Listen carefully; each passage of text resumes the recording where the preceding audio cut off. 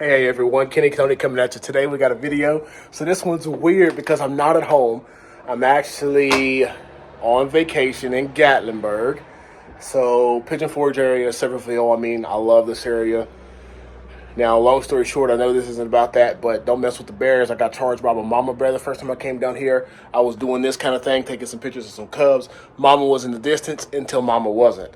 Thank goodness the deck was off the ground a little bit, and then there's some railings, so it had about a 7-foot kind of fence to get over before it could get to me. And I look like Spider-Man hitting the backdrop and running back into the house. But anyways, we're out here in Gatlinburg. I just picked up a machine from somebody. I got it from a subscriber. It's kind of awesome when people reach out to you for stuff. He's been watching the content for a while, and, you know, he had a Banshee he was working on. We did talk a little bit back in the past about some parts that I could have possibly Cerakoted for him, or vapor blasted, maybe one of the two. I can't think of which one it was.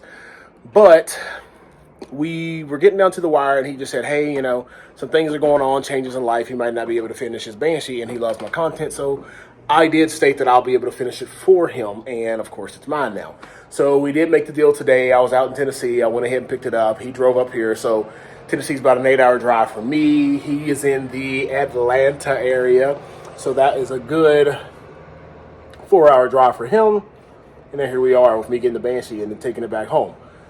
It was up in the cabin, but it's not. It's out here in bins. 1, 2, 3, 4, 5, 6, 7.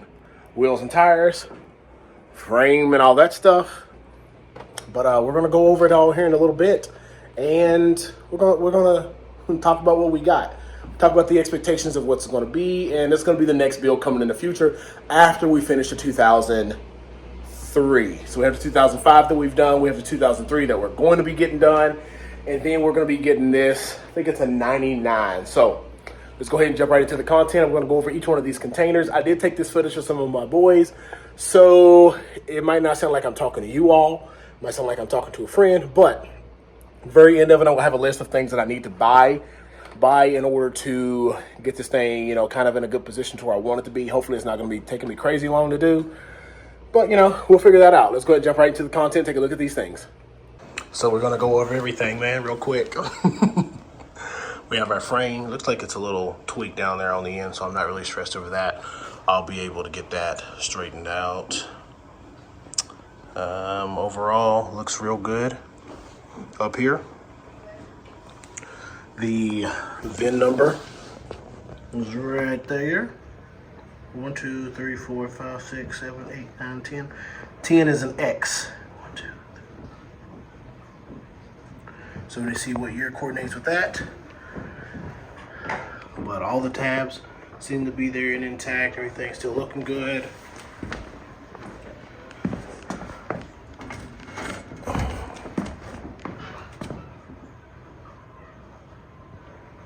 Yeah, we're good there. It's got that little dent here, but I'll be able to get that fixed and taken care of. That's just some weld that he ground off, but yeah, we'll make sure that's all flat here in a bit once I get that taken care of. But frame's good. I like the frame. Steering stem, nice and straight. OEM controls over here. OEM throttle over there. The little cap, everything looks good there. New handlebars, ODI grips.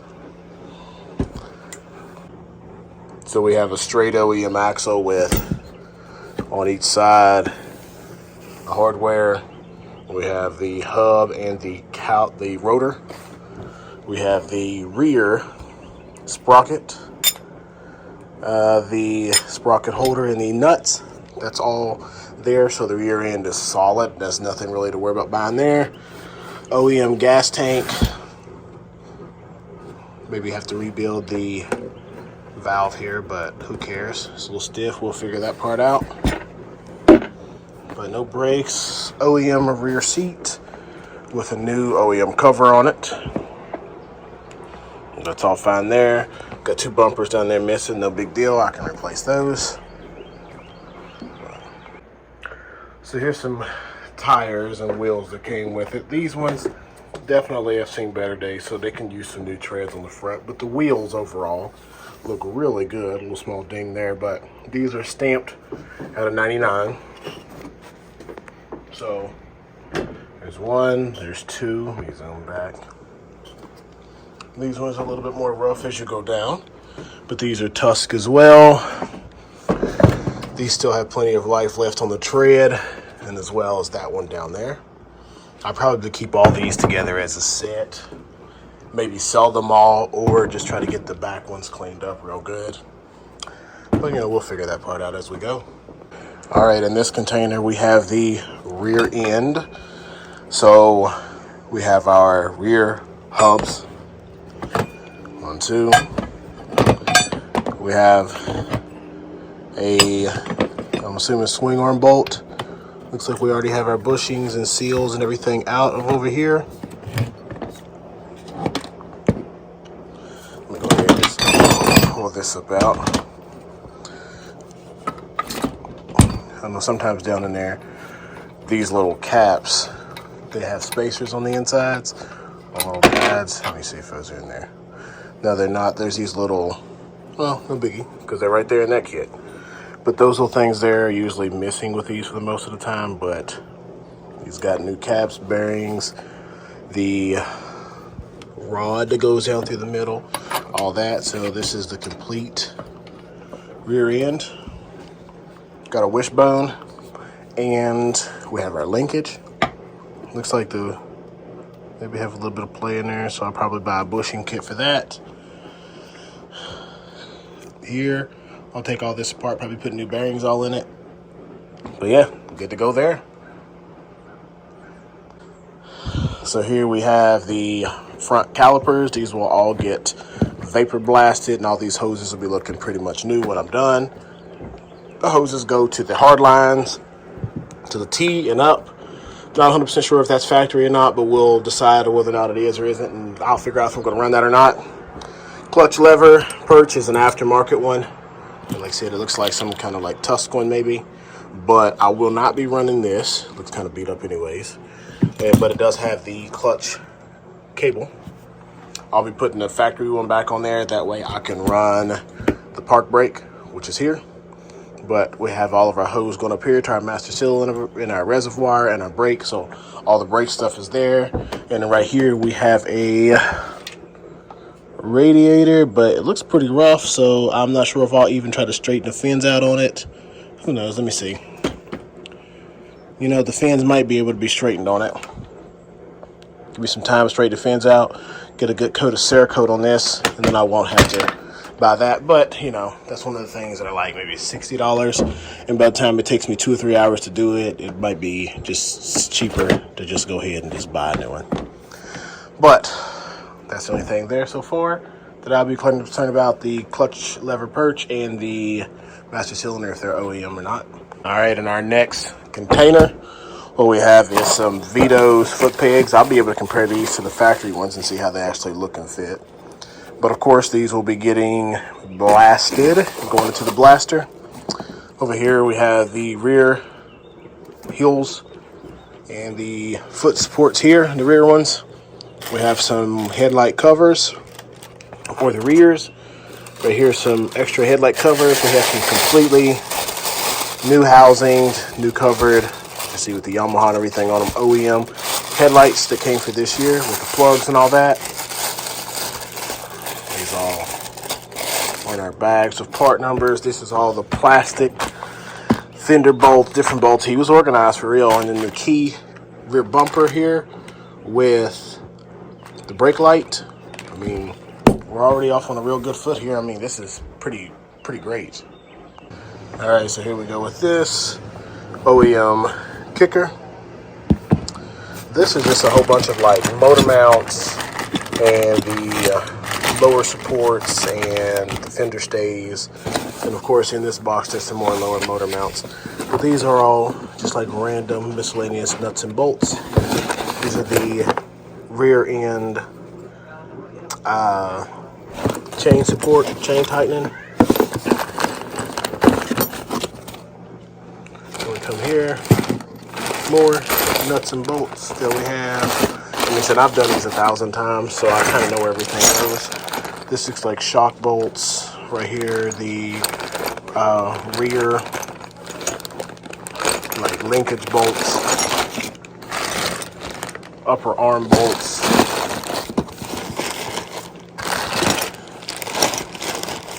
So he bought this. It's cut off a couple tabs. Over here is the factory head and the cylinders, which have been painted because the bolt's painted over. But it's no big deal because we're going to hit it with that sweet blast. We're going to hit it with that sweet stuff. So we're also going to, right here, these look really good. So we're not going to do anything besides those. I'm just going to get me a ball hone and then hone them. But overall, all this looks great and wonderful too. We have our little head coolant tube. We have our little tube, and we have our little connector there. In here we have our Mikuni carbs that came with everything. Let me see. And the clutch pull stays. That's always a positive one. I still bought a new replacement because I like to do that. Another carb. Pistons. I'll probably replace the pistons and rings. Low hour motor. And we have our intake boots, our reeds, our crossover tube, head bolts, and our little pins and our little bearings. Our head, like I said, looks great. It's going to get cleaned up and it will be blasted and looking new as well. I mean, yep. So right here we have our shields for the inside. We have 1, 2 uppers, 1, 2 lowers.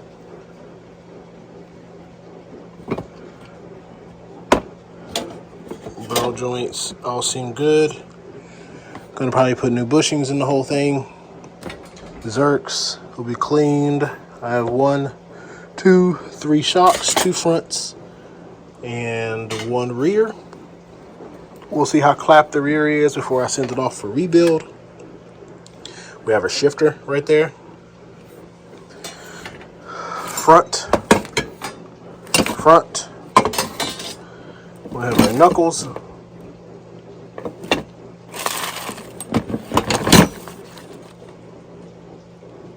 All this powder coated soon. Tie rod.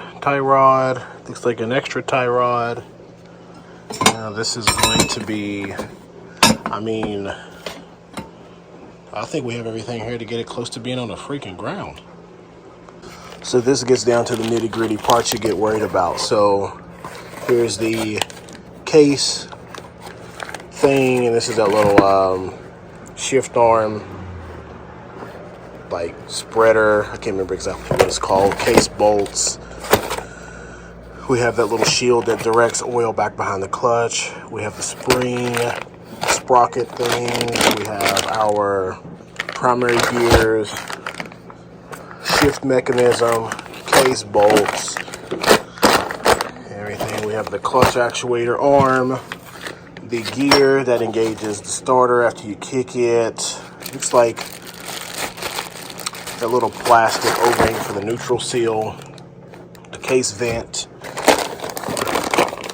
transmission and gears. It's freaking organized. Everything in there. Clutch basket. Yup. I'm all stoked about it. And we have our crank looking absolutely wonderful. I mean, yeah, this is everything that goes inside of the bottom end, so that's all a plus too. No box. Thank the Lord for OEM electronics. Looks like we have the OEM stator plate and OEM stator pickup. Gotta just test that when the time comes, make sure it's good. Bolts, stator cover bolts. Man, those look good. This is the flywheel key and bolt. Flywheel. Oh my gosh, look at that.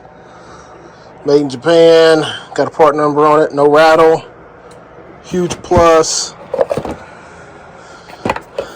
Going this level with this. I might buy a new one. This stuff here I will not buy new unless it's beat up too bad. I'll blast it and powder coat it and it will look new. This will be new and that will be new, but not the cover itself. OEM pickup or coil, so I need to just get the boots for it, or I'll just get new longer ones. Some intake boots, aftermarket. He said he was going to throw in some extra parts, reed gaskets, these pickups. Yeah, I mean, these things are obviously going to be great. I'm going to use them all. This is the front fender stays, the infamous boost bottle, and then we have a set of no chain whack cases that will be looking new once they're blasted and then vapor blasted afterwards. Man, looks great. I mean, so there it is, everyone. There's all the parts that came into this deal. They look absolutely wonderful. I mean, I'm kind of stoked of how far this process already is. Plenty of parts already down there in the box. So I do have a list of things that I'm going to go over that I do need to purchase. And beside them are going to be a little bit of estimate of what I assume that they're going to be costing, but I'm not 100% sure yet. But let me rephrase it. I have bought some things last night, but I haven't updated my list.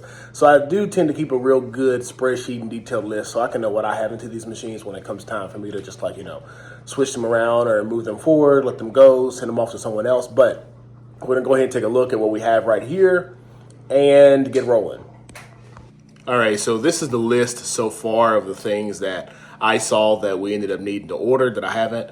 First, we need a CDI. I'm guesstimating that that's going to be around $200. I do typically go out to like Dave Green, Spencer Clipperton, Alex Horween, and I tend to get some of my used parts from there. I do check eBay every now and then, but for the most part, these are some reputable guys that I tend to use often.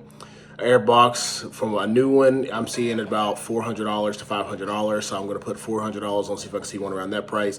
Brakes, about $20, $30 is not too much for that. A wiring harness, OEM could be like $200. Well, OEM could be like $100 to $150. I'm not 100% sure the price of the ones from South Texas Banshee, but I might be going that route on this one. Plastics can be around $1,000. Grips, hand grips, that isn't much. That's only about $10. A chain guide, that's the one that goes back there that holds the chain by the sprocket. It's usually about $20, $30. Exhaust springs and the hangers, I need to just price those out. The swing arm rollers, that one that goes on there, usually the white one that goes around the swing arm, is about $20. The park and brake cable, I need that. I already think I have a perch, but if not, I'll be ordering one of those. The coil wires and the coil is about $70. The rock guards that go into the wheel inserts in the front. So you have the hub, and then you have the rock guards, and then you have the wheel. Those rock guards use about $20. I'll get those and powder coat those. The steering bearing, about $20 for that. Then also, like I said, I do have the clutch perch that I have to see about if I have one, if I need to order one. The stator cover, I like to put that new so it looks nice and pristine with the build. The clutch cover insert, that's the one that goes in the middle that says Yamaha. I like to have that one new, and the water pump cover, that needs to be new as well, because the cover on that side is going to get powder coated, and once that's all powder coated, it's going to look brand new. The kicker is going to look all brand new and everything, so that just needs to be there to level out the newness.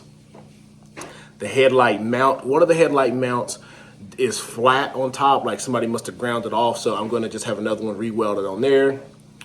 The choke pull, I like to replace those, just a nice, clean, fresh one in there. Bushings for the front arms, I go ahead and buy a set for those because a lot of the times it needs new bushings, and I just like to go ahead and make sure all that's nice and tight.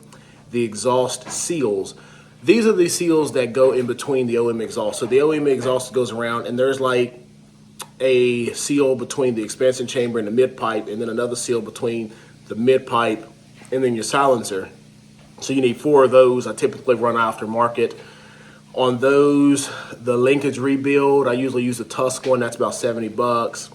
Levers. So if I do find a perch and master cylinder, I'm pretty sure I have the master cylinder, but I'll need new levers. I like to have new levers on everything.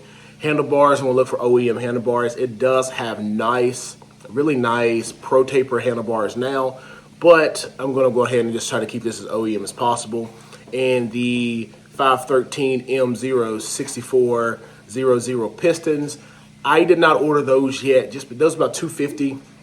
I didn't order those yet because I'm not 100% sure if I'm going to be needing a bore. And if I do need a bore, you know, that's going to be something that is going to have to get done. And I think it looks great, but if you all can give me some details, like how would I figure out if I need a board or not? What I don't want to do is go ahead out and buy the pistons, put the pistons in, and then my ring gap not clear, and then I have these pistons. And, you know, I kind of feel like the safe thing to do is to buy some 40.25s or, some 40, geez. I think the safer thing to do is to buy some 64.25s or 64.5s and just go ahead and have it bored up just in case. But this is a very low hour motor and everything looks good. So, I mean, I do have the pistons. I guess what I could do is put it all back together and kick it and see if it has compression. If it does have compression with the stock pistons in there, I could just go ahead and put brand new pistons in, but then that's just going to require taking the top end and all that back off. And it won't be horrible. It'll be like another day's work, a few hours of work. So it might be something I'll do.